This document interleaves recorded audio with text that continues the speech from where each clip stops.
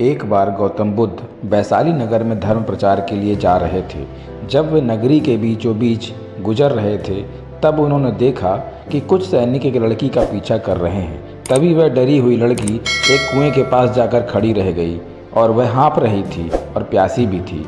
तभी बुद्ध ने उस बालिका को अपने पास बुलाया और कहा कि वह कुएं से पानी निकाले और स्वयं भी पिए और उन्हें भी पिलाए। इतनी देर में वह सैनिक भी वहां पहुंच गए। बुद्ध ने उन्हें हाथ के संकेत से रोकने के लिए कहा। बुद्ध की बात सुनकर लड़की ने कहा, महाराज, मैं एक अछूत लड़की हूँ और मेरे कुएं से पानी निकालने पर जल दूषित हो जाएगा। तभी बुद्ध ने उससे फिर कहा, बालिका, बहुत जोर की प्यास लगी है, पहले तुम पानी पिलाओ। तभी कुछ देर बाद वैशाली नगर के राजा भी आ गए। फिर उन्होंने बुद्ध को नमन किया। बाद में सोने के बर्तन, केवड़े और गुलाब का सुगंधित पानी पीने के लिए दिया, पर गौतम बुद्ध ने उसे पीने से मना कर दिया। बुद्ध ने एक बार फिर बालिका से अपनी बात दोहराई। इस बार बालिका ने साहस के साथ कुएं से पानी निकाला और स्वयं भी पिया और बुद्ध को भी पिलवाया। पानी पीने के बाद बुद्ध ने लड़की से उसके भय का कारण पूछा।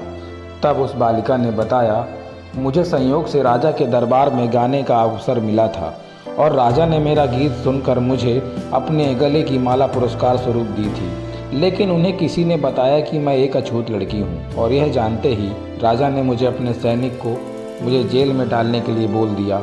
मैं किसी तरह उन सैनिकों से बचकर यहाँ तक पहुँच गई और आप मिल गए। इस पर बुद्ध ने कहा कि सुनो राजन, मैं चाहता हूँ कि आप मेरी इस शब्द को हमेशा याद रखें। कोई भी मनुष्य की पहचान उसके धर्म और जाति से नहीं, बल्कि उसके स्वभाव या उसके अच्छे काम से होती है। जिस बालिका के मधुर कंठ से निकले मधुर गीत का आपने आनंद उठाया, उसे पुरस्कार दिया और जिसके कार्य इतने अच्छे हों, वह अछूत हो ही नहीं सकता। और उस बालिका के साथ नीची सोच और छोटे कार्य करके अछूत होने का परिचय तो आपने दिया है।